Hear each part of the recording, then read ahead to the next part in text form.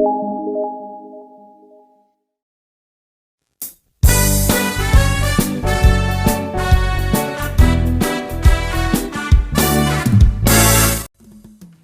new chapter unfolds. Learn from yesterday, live for today, and hope for tomorrow. Another exciting learning for this day. Hello to our dear grade 2 learners of Davao de Oro. This is your school TV broadcast in English too. I am very much delighted and electrified for today's episode. I am teacher Ingrid Osol from Compostela Central Elementary School, SPED Center, Compostela East District.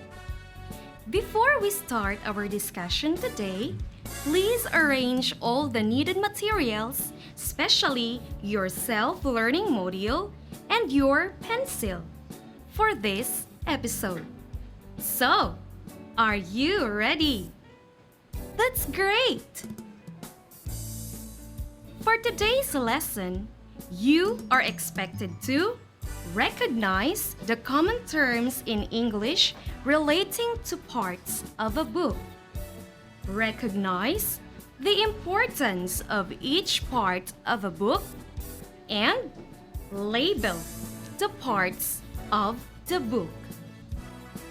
What is your favorite story? Or what is the title of the story that you can't forget? Very good! Have you read a story in a book? That's great! Before we move forward in our lesson, let's read and answer what I know on page 2. Direction. Read the following sentences. Identify what is being described. Number 1. This is the most important part of the book, where the content, lessons, and activities are found. A. Author. B. Body. C. Cover. Or D. Table of contents. The answer is B. Body. Number 2.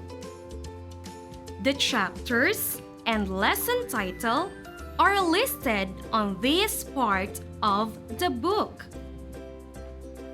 It has the page number for each chapter and lesson. A.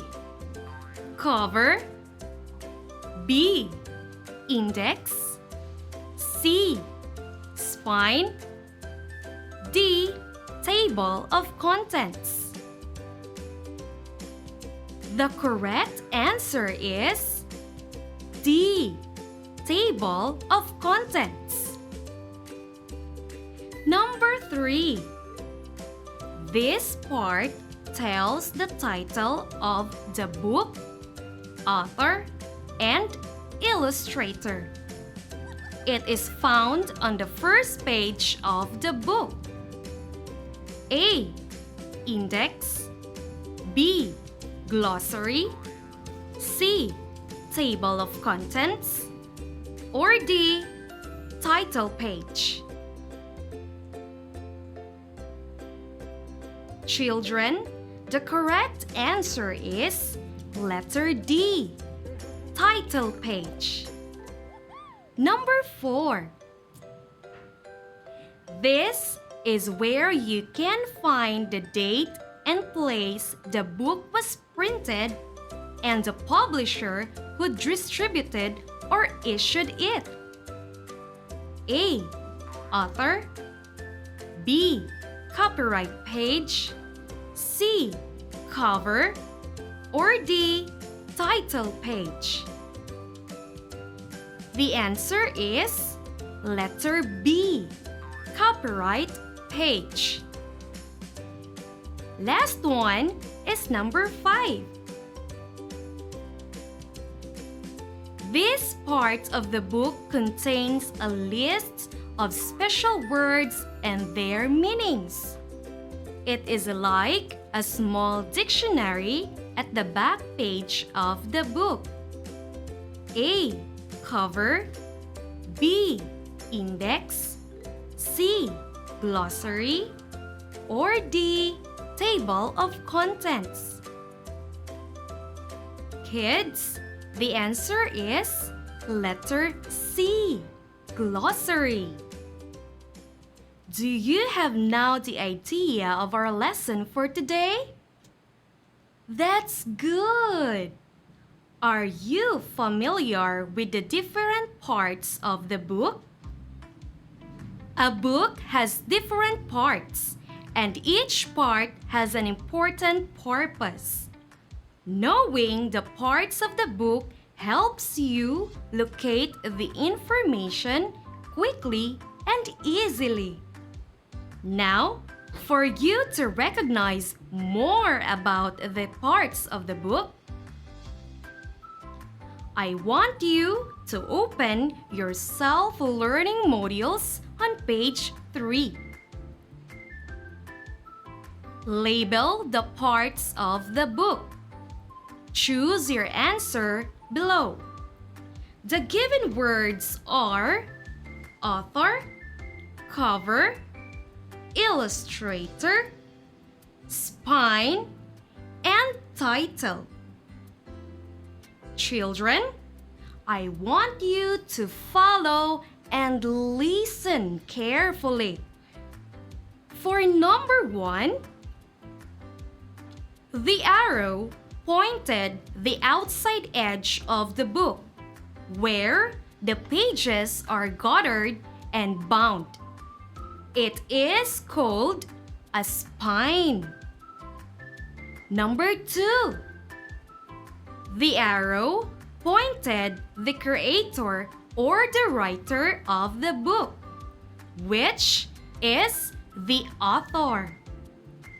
Number 3 is the title of the book.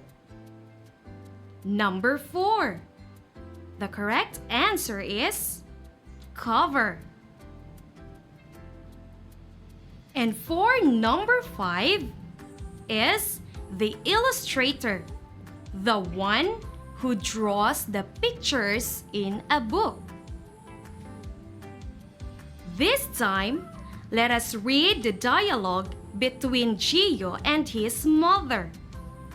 Then, answer the questions that follow. One afternoon, Gio and his mother had a conversation. Gio asked his mother to help him do his homework.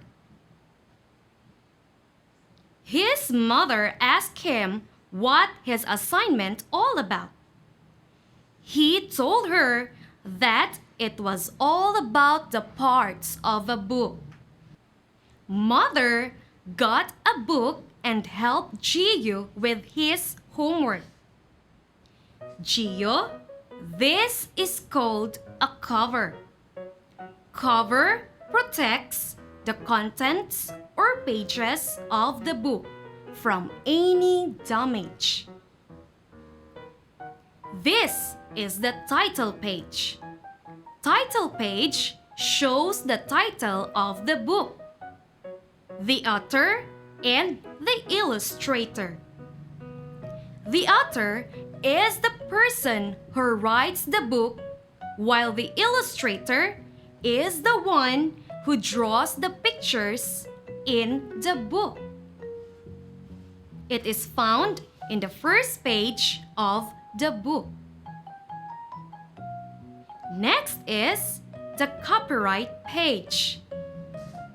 Copyright page tells the date where the book was printed and the publisher of the book. The publisher is the company that printed and issued the book. The copyright page is most commonly found at the front of the book's title page. This is the table of contents. Table of contents shows the list of topics found in the book and their corresponding page numbers. This is found in the front matter section of a book. And the body is where the content of the book is found. The stories can be read on this part. While the glossary is a small dictionary, it contains lists of words and their meanings. Words are arranged alphabetically. This is found at the back matter section. Kids, if you listen to the dialogue, you can answer the following questions. First, who needed help for his homework? Correct! Gio asked his mother to help him in his homework. And for the second question is, what are the parts of the book mentioned in the dialogue? Perfect! The parts of a book mentioned are cover, title page, copyright page, table of contents, body, and glossary. For our guided assessment and activity, please open your self-learning module on page 11. Direction. Study the pictures below. Then, answer the following questions. Number 1. Choose the book showing the front cover. The correct answer is letter A. Number 2. Where would you find the title? A. Front matter. B. Back matter. C. Middle part. Or D. Rear page. The answer is letter A. Front matter. Number 3. Where would you find the glossary? Is it A. Front matter, B. Inner page, C. Back matter, or D. Middle part? The answer is very good. Letter C. Back matter. Next is number 4. Where would you find the table of contents? A. Front matter, B. Back matter, C. End page, or D. Rear page? The answer is letter A. Front matter. And for number 5, where would you find the title page? A. Front matter, B. Back matter, C. End page, or D. Rear page?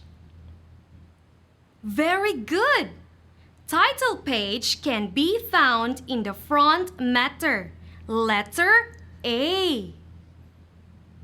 Next, let's answer guided activity 2, page 12 on your self-learning module. Directions. Identify the parts of the book shown in each picture. and choose your answer from the box. The given words are cover, table of contents,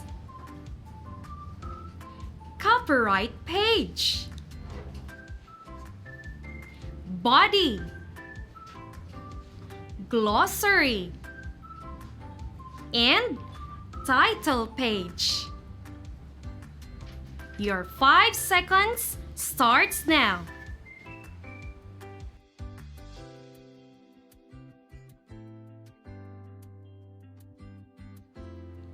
So, for number 1, the picture shows the title page.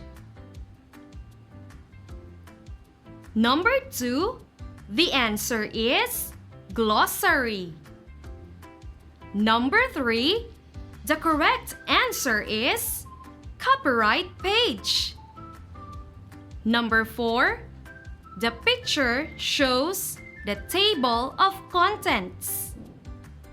And for number 5, the correct answer is cover. So, how was your score? Don't worry, because we still have 2 activities to sharpen your understanding. Please open your self-learning module on page 15. First, study the picture and answer the following questions. 1. When was the book printed? 2. Where was the book printed? 3. Who published the book? 4. What part of the book is shown? And 5. Where can you find this information in a book? Your 5 seconds starts now.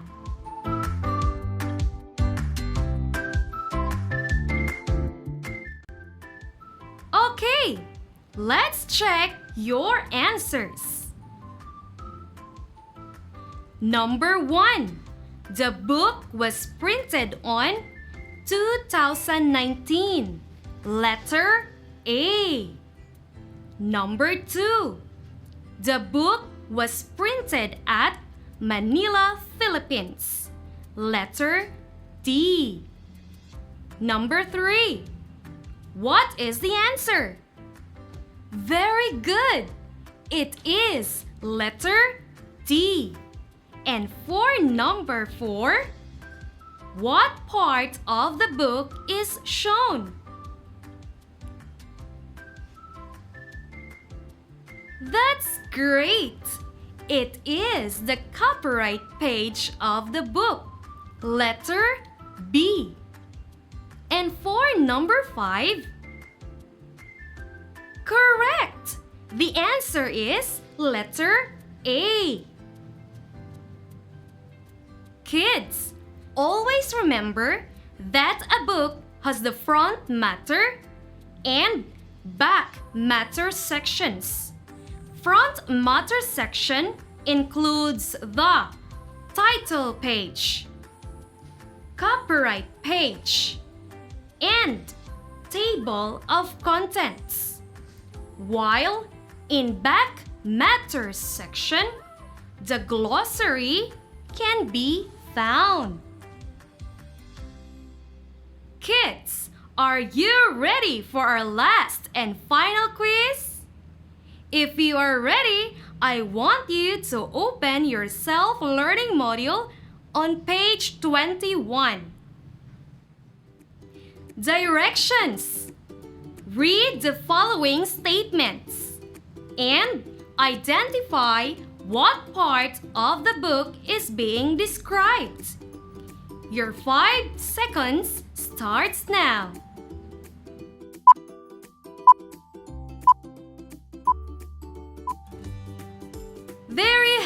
children, that concludes our lesson for today.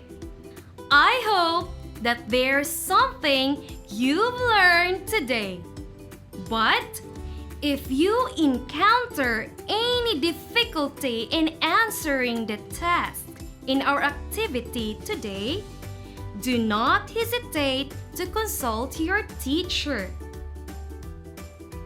Always bear in mind that you are not alone. I hope that through this episode, you will experience meaningful learning and gain deep understanding. You can do it. Once again, my name is Teacher Ingrid Go Osol from Compostela Central Elementary School SPED Center, Compostela East District. Saying, dito sa TV Eskwela, sa pag-aaral, sama-sama. Bye-bye!